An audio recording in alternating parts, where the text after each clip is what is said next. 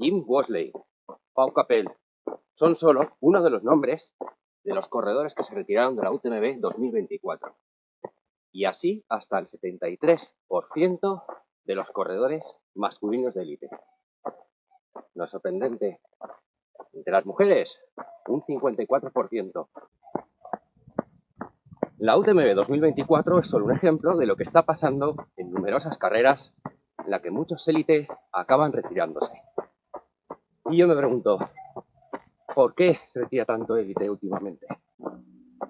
Entre los populares hablamos de entre un 20 y un 25% de retirados. ¿Por qué esa diferencia? Entre las explicaciones que hubo, el excesivo calor del UTMB 2024, puede ser, pero el 80% de los retirados se hicieron de noche en Courmayeur. Y sí, estoy de acuerdo, esta edición hubo muchísimo calor. Yo hice la OCC y justo en Col de Valme sufrimos temperaturas de 45 grados. Volviendo un poco a las explicaciones. Presión mediática. Vale. Esa presión mediática, me imagino que hace una presión psicológica en el propio corredor, que tiene una serie de... los demás tienen una serie de expectativas con respecto a él, pero esa presión psicológica, ¿creéis que en un élite no se trabaja? A nivel psicólogos, a nivel entrenadores, no se debe de trabajar.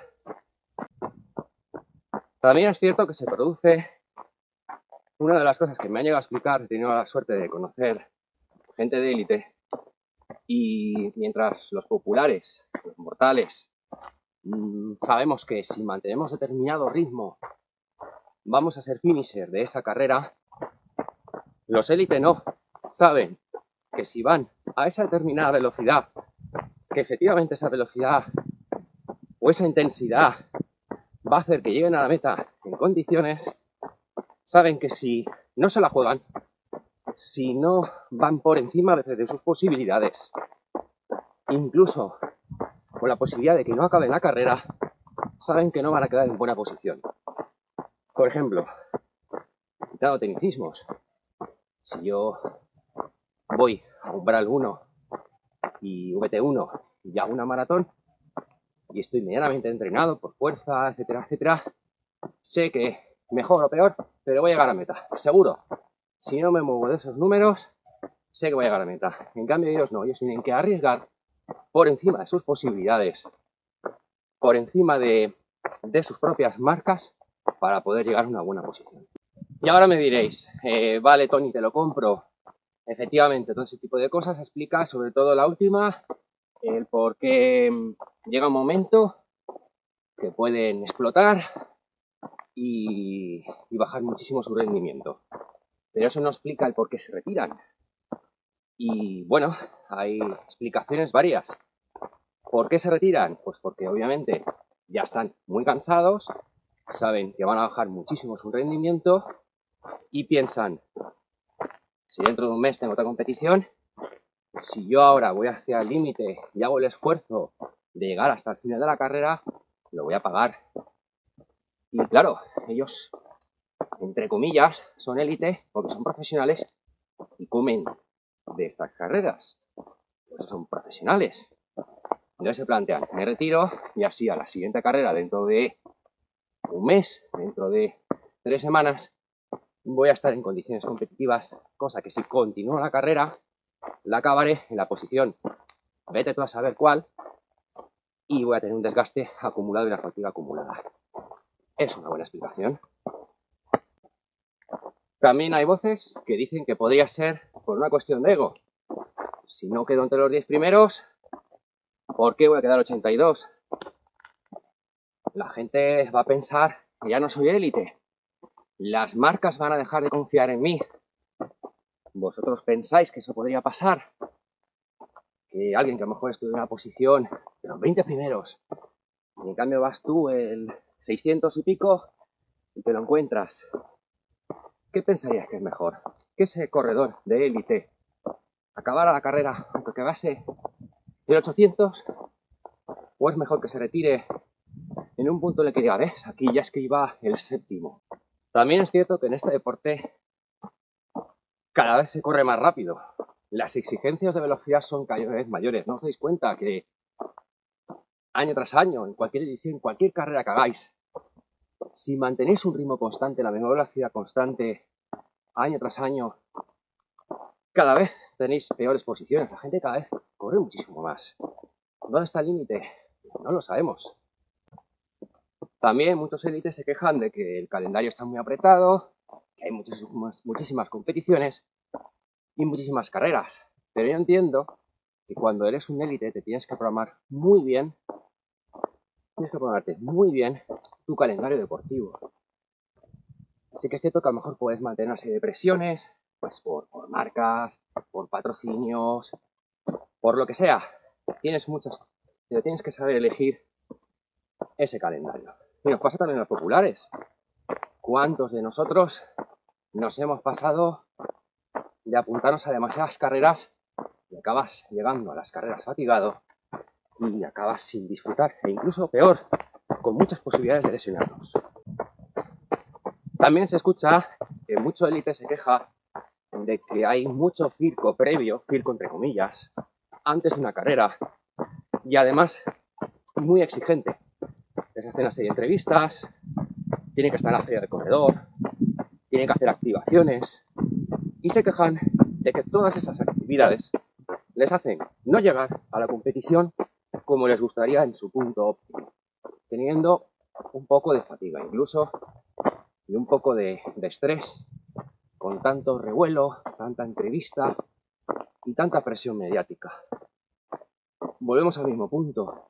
Yo creo que los élites tienen una serie de entrenadores y además creo que son muy inteligentes y deben saber las horas previas a una carrera cómo cuidar a tu corredor.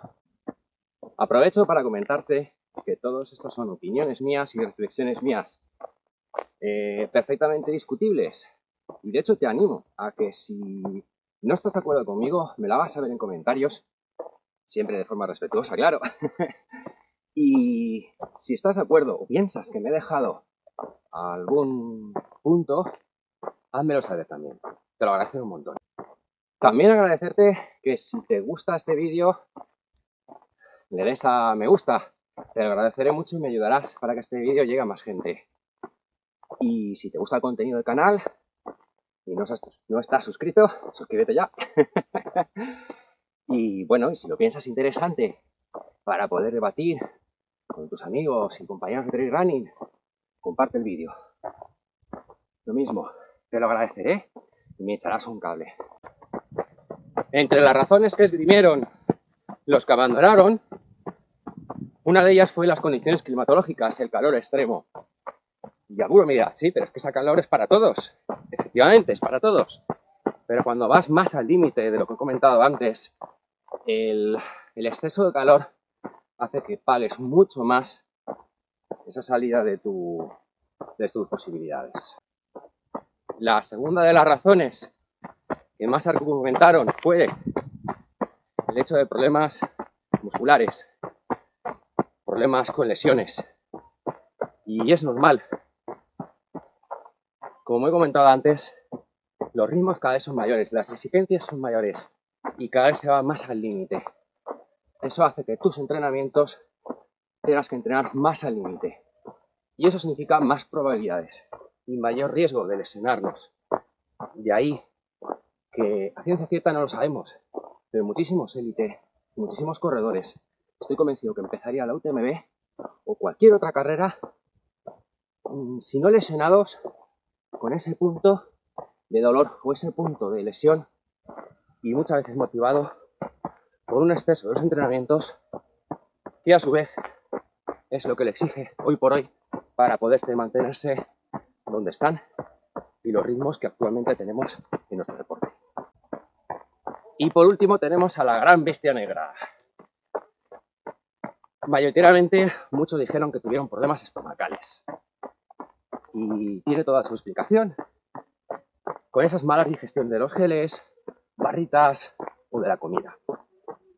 Cuando tenemos un excesivo estrés mediático, psicológico nuestro, etcétera, etcétera, obviamente tenemos peores digestiones y eso también les influye. Luego, además, el elevado número de geles y, en general, hidratos de carbono que se llegan a tomar. Estamos hablando de cantidades de 120 gramos por hidrato de carbono. Hay que entrenarlo. Y no solo entrenarlo, sino que tenemos altas posibilidades de que no nos sienta bien esa cantidad. En cuanto muchas veces el popular medio puede tomar 40, 50 gramos de hidratos de carbono. No tiene nada que ver con los 120 que la élite se suele tomar. Con lo cual también arriesgas mucho más a nivel estomacal. Por no hablar que es la pesquería se come la cola, hemos dicho antes. Elevados ritmos de salida, elevados ritmos de competición, hace que nuestro estómago tenga menos sangre para poder digerir toda la comida que estamos metiendo en nuestro cuerpo. Mis conclusiones. Las distancias largas en montaña no perdonan ni errores ni debilidades. Y las distancias largas puede pasar cualquier cosa. Cualquier cosa. Y no solo eso, sino que la montaña te pone en tu sitio y debemos respetarla. Considero que más allá de competir contra otros corredores, no debemos olvidarnos que la competición real es contra nosotros mismos y nuestros propios límites. Nuestro cuerpo, nuestra mente, nuestra presión interna que nosotros nos hacemos. Puedes decir, sí, es que hay presión externa, pero al final la presión es nuestra, es la que tenemos que saber gestionar. Que en la montaña y en las distancias largas pueden pasar cualquier cosa.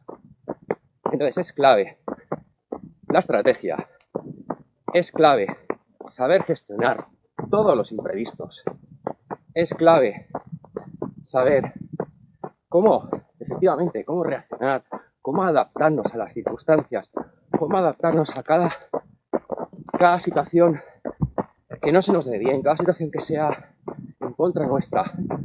Y eso va a hacer que lleguemos mucho más lejos y a la postre mucho más rápidos. Y para terminar te hago una pregunta doble. Una, siendo popular, y otra, si fueras élite. Imagínate la situación en la que efectivamente vas corriendo, estás haciendo una excelente carrera, vas a quedar en muy buena posición y de repente pasa algo. ¿Qué preferirías? ¿Perder posiciones y acabar en una posición en la que no es la tuya? ¿O retirarte? ¿Qué harías? Piénsalo. La montaña manda.